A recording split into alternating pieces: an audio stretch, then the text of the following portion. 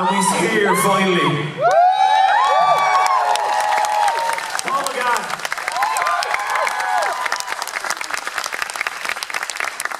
It's my working here. Is it? Show us. There we go. It's really weird looking at yourself. You're on those streets as well. Oh, that's really disconcerting. But that's going to just keep going. That's... Yeah. Yeah, there you are. Have you really been trying to get me here for like 3-4 years? Yeah, completely. Is it because it's always in the middle of summer? Is that It's just because it's like what they said in the Five Doctors. He's always working. So he's always working. And they're not because they're really old fellas now, and no one wants to offer them a job. Sometimes, you know, we go around. I've even been in Australia with us. We went to Australia and New Zealand. And there's 4 or 5 of us together. It's great. Thank you. Like some old boy band, you know, about 70-year-olds.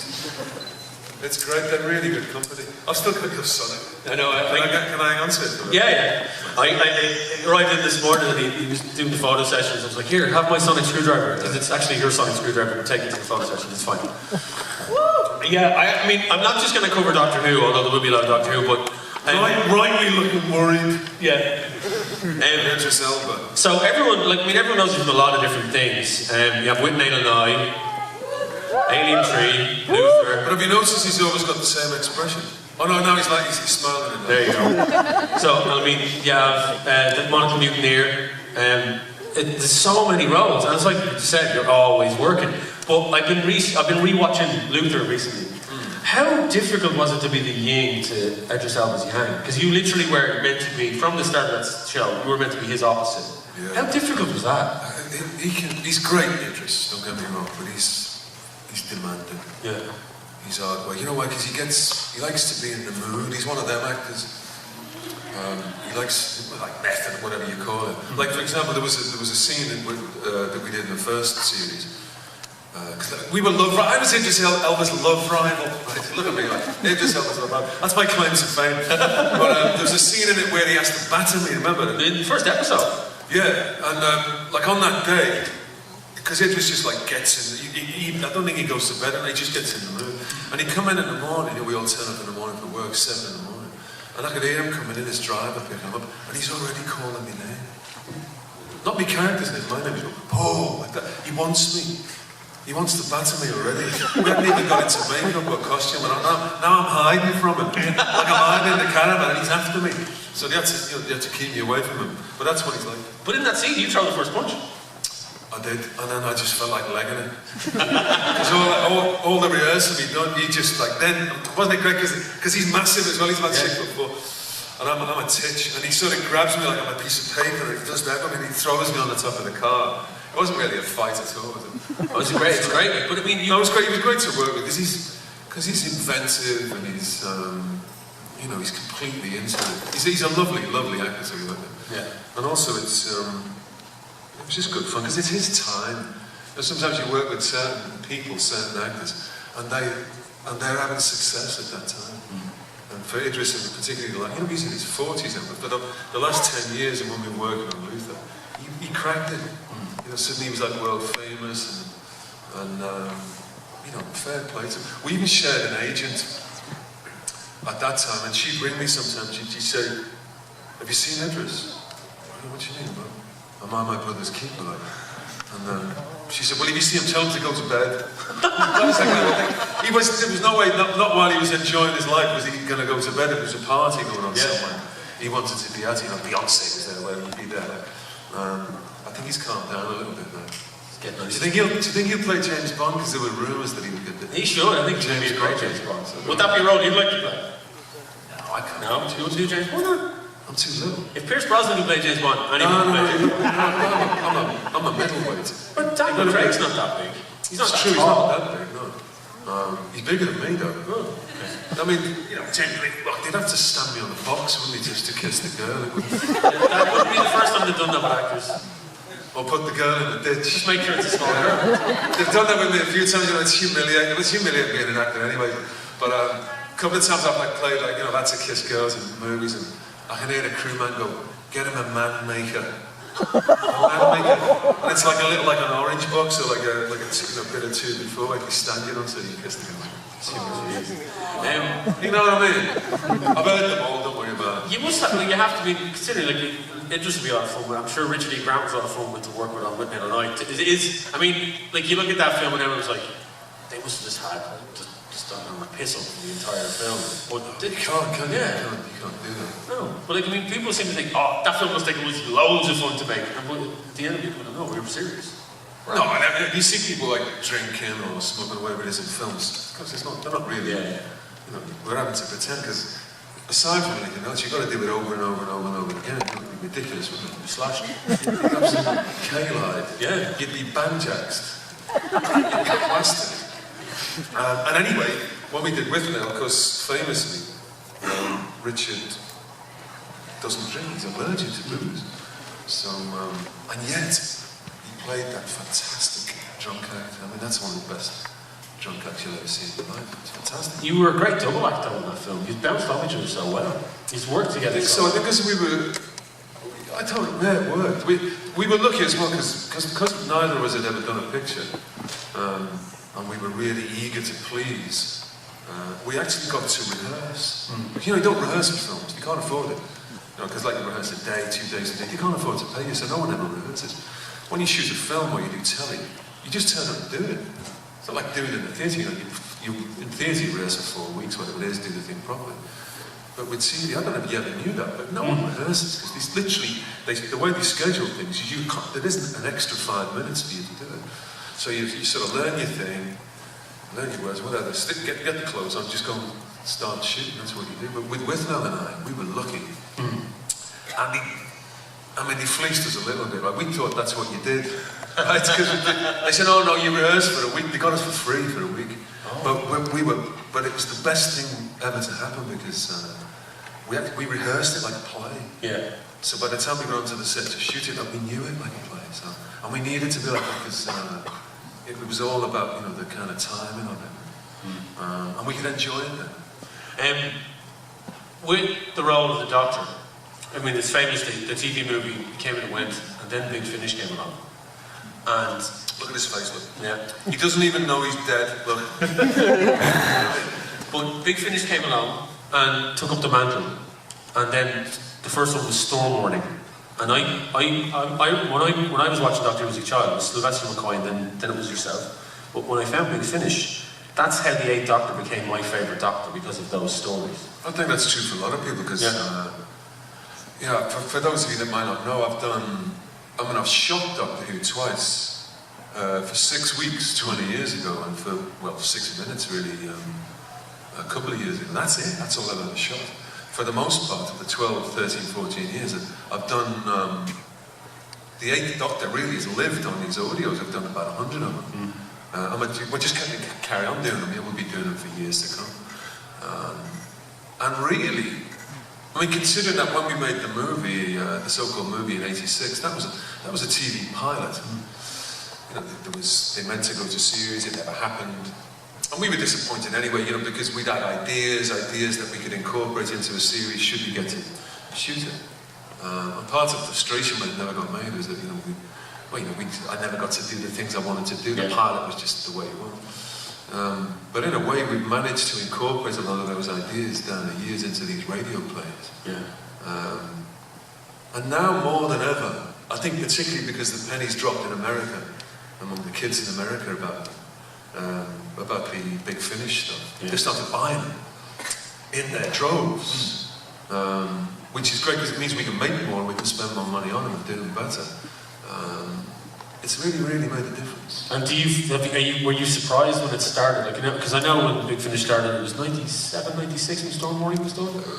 Was it? It was roughly with India, Pollard. I don't think it was that early. It Fisher. wasn't that early. No, was it later? It was later. It was 2001. Was it? Yeah. But it progressed, but then there was individual stories with the other Doctors, but the 8th Doctor, when that started to take off, were you shocked by how popular it was?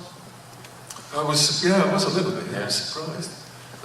Well, I think because when the pilot failed, I know, yeah, we shot, when was it booted into the long grass? 89, right? Yeah. The BBC got rid of Doctor Who in 89. So there was already 5-6 years until we shot the pilot. And then there was another 10 years until Eccleston comes back. Yeah. I mean, the fans call it the wilderness years, and all you've got in the middle of that is the thing that I was involved in. Yeah. And for the most part, and particularly 95 to say 2001, those 5 years, I felt like, I mean, you know, the phone never rang, nobody wanted to do anything. That was it. Yeah. And it failed again and sort of disappeared. And I thought, oh, well, that's great. And I'll be like Peter Cushing. Because no one ever talks about it. Do they? Well, I'm talking about it now, but no one ever talks about Peter Cushing. And yet, when I was a 7, 8-year-old, I saw that movie, that Peter Cushing movie, and that's what got me into really big into Doctor Who. Yeah. Because that was the first time we saw Daleks in colour and all that. Yeah, yeah. Anyway, but he's persona non grata now, He's an alternate version. I think the story is that it's Susan and Ian and Barbara went off and wrote a script for a film in their world, and they sold it to the studio. Well, you know, most of the fans you talk to, particularly in America, they won't even have that bit of the conversation. It's like, no, Peter, no, never heard of him. And I thought, you know, the 8th Doctor was going to be like that. I thought, well, that's great. And then 4 or 5 years later, it began to just pick up. And I suppose the long and the short of it is, you know, after the disappointment of doing the pilot not working and, you know, the kind of silence afterwards, feel, those of us that made it now feel some vindication. Or at least we feel that we supplied some of the momentum, maybe. I reckon that I think it's true, you know, that brought the thing back in. Yeah, definitely. It's like, if it was me and Big Finish stories that were keeping those stories going, that interest wouldn't have been there. Because actors, it was a long time coming, you know. Like actors that were involved in Big Finish in the early days, David Tennant first appeared on Big Finish as well. One of Sylvester McCoy's stories. So I mean, the actors are always involved in that. I've noticed even like, you know, even just coming to these shows, you know, signing pictures and that. Because sometimes you see these composite pictures and there's Matt Smith and Tennant and there's only a few doctors on there. And you never saw the 8th Doctor. I mean, all right, I had the ones I had on my own. But in the last 3 or 4 years, the 8th has begun to sneak in. First at the back, you know, like behind Tennant, you know, like the kid who missed his school photo.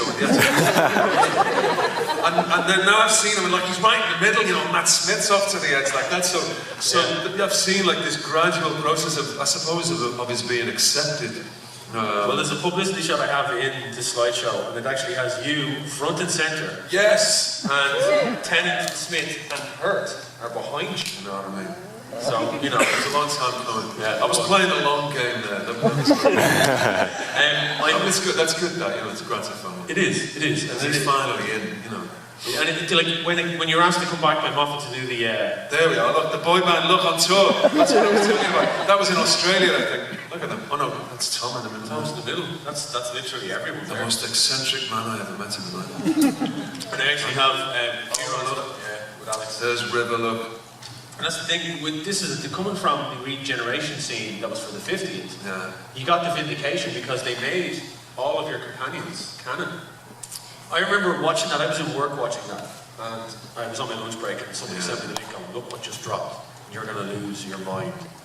And I literally fell off my chair. When that thing was released? That was released, because it was released. That was on my birthday. I've talked to you about this before. It was on your birthday, and you were like, it was a great birthday present, because I remember somebody rang you and said, they're going to leak it, so we're going to have to release it. That was Moffat, he sent me a text. Yeah.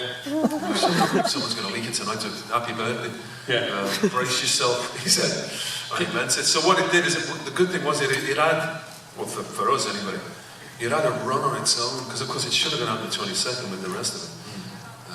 But it went out on the 14th, so it had that 7-8 days on its own.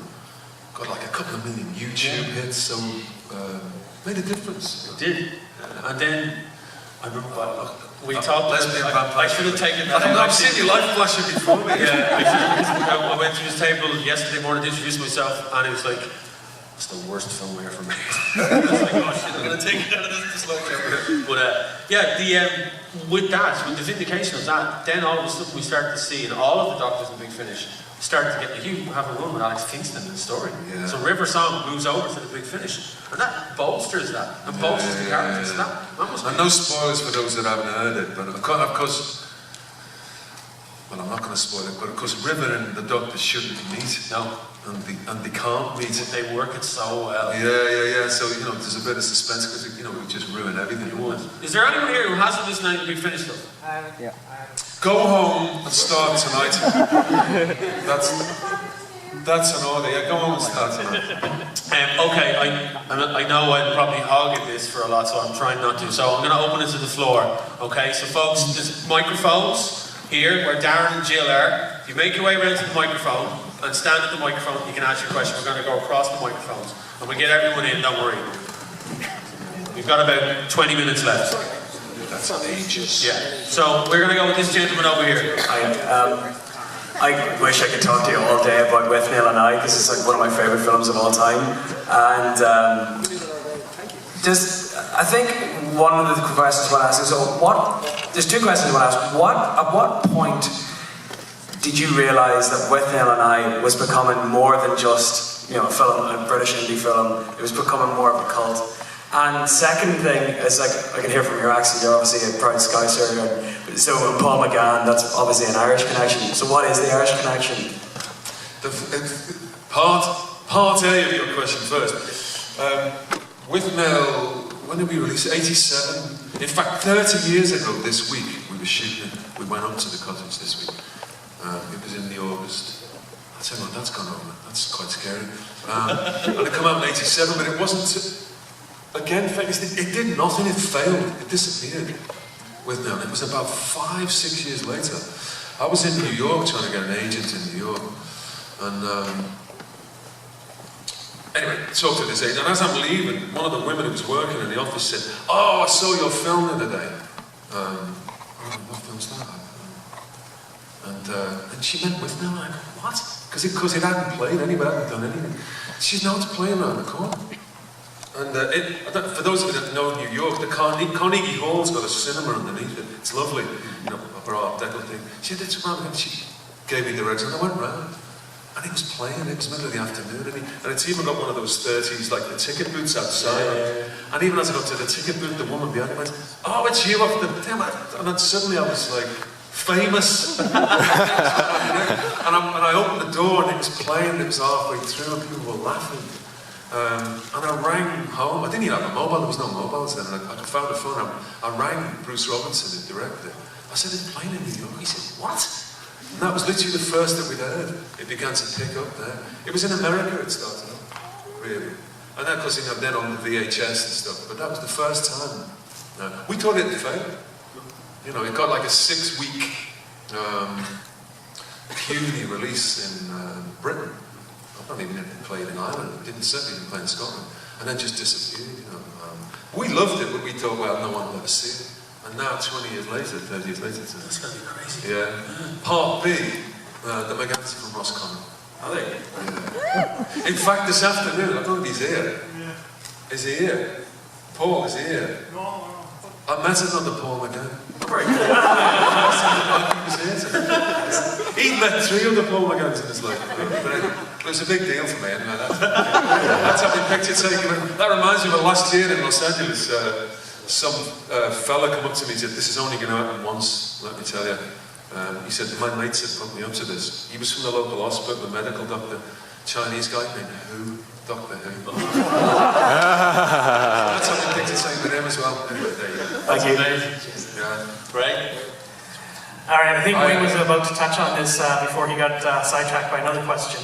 What was it like when you got the call about the 50th anniversary special and to do all that and to come back to bring it all together?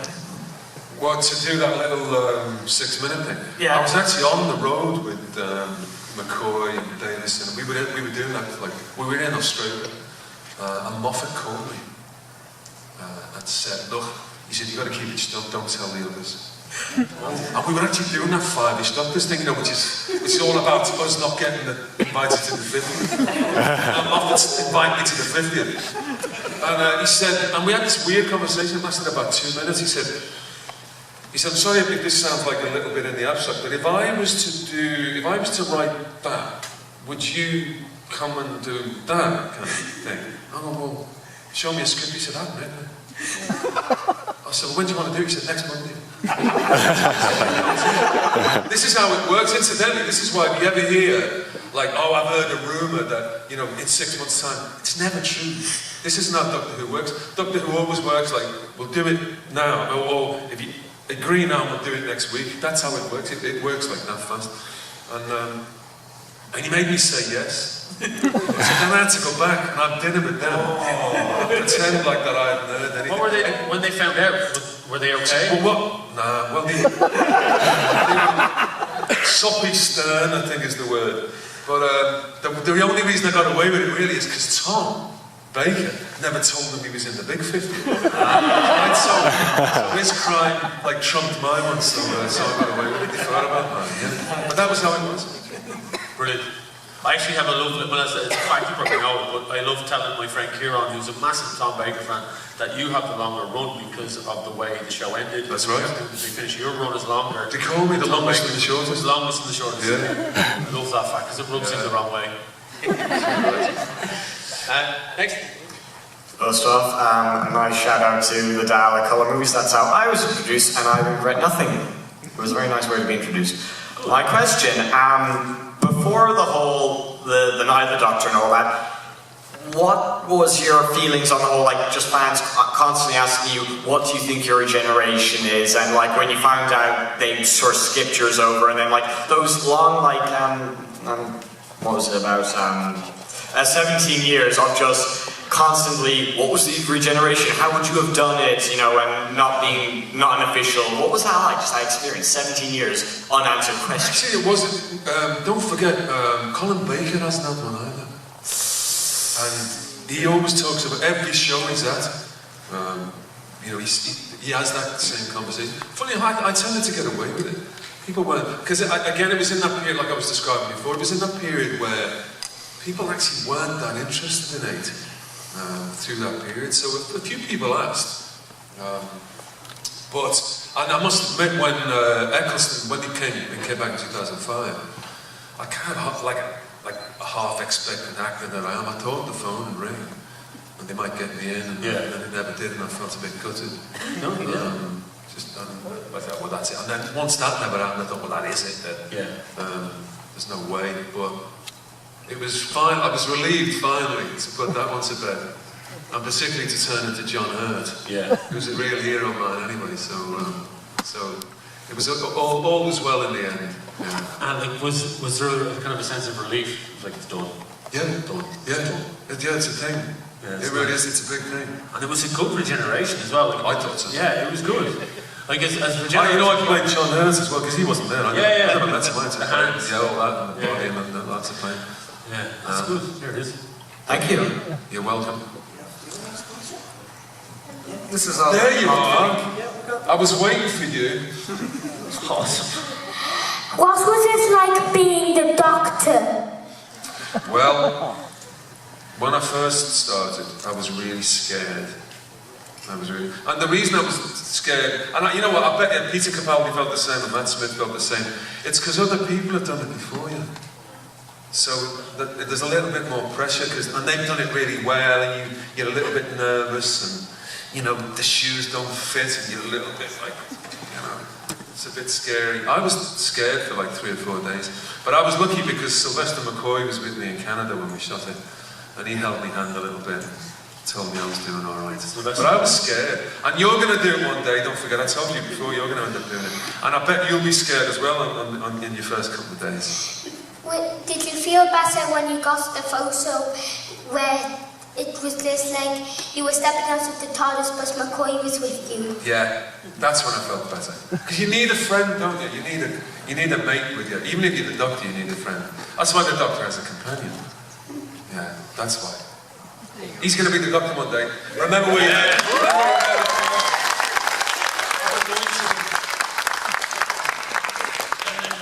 Thank you. Here we go. What was it like working with Doctor Who's first companion on audio? That was a buzz. That was a buzz, actually. Because they're big into history, aren't they? Yeah. You know, and so it was prestigious. Yeah, it was really prestigious. She was chuffed. You know as well, talking of companions, when we went to Canada and did the what is it called, the movie? It's the pilot, the movie. My agent at the time was Janet Fielding, and she'd been a companion. Yeah. She was my agent. Really? Yeah. Janet Fielding's an agent. You know that? She was, yes, she still is an agent. Yeah, that's amazing. Yeah, and we'd never had the conversation. That's mad. Even when I was auditioning for Doctor Who, she never mentioned it. And then when we went over to Canada to shoot it, you know, she did what the agent told me. We come over and check the 5-star hotels, all right, like and try the taps out and blah blah blah. And she was there on the set. That must have been surreal. It was weird. Yeah. And you know what, the penny hadn't even dropped for me. I was just too nervous to be on thing. And so I'm standing there with Janet Fielding, and it's 1 o'clock in the morning because we're all night shoots in Canada and Vancouver, in the back streets of Vancouver. There's a few kids milling around, and there was one young lad. He was only about 20. And he comes up and he's talking to me like that. And as he's talking to me, he's looking over my shoulder, you know the way people do that. And he's looking at Janet. And it took him about a minute and a half to twig. And it was January, it was freezing, we all had these hoods on. And still he could see that it was her. And he stopped talking to me and he proceeded then to tell her everything she'd ever done. You know, the way some of them fans do it. Yeah. Told her every episode she was in order like that. And I'm standing going, oh my God. Anyway, when he left, she said, now you understand. Now you know what you're letting yourself in for. Yeah, that happened just like that. That's amazing. When you did the Big Finish audio with Susan, you got your son in to play. He played the grandson. Yeah. How was that working with your son on Doctor Who? He loved it. Yeah. I loved it as well. I was really proud of that. But I couldn't show him, you know, because I didn't want to show him up. Because he wants to be an actor. I didn't want to like gush all over him.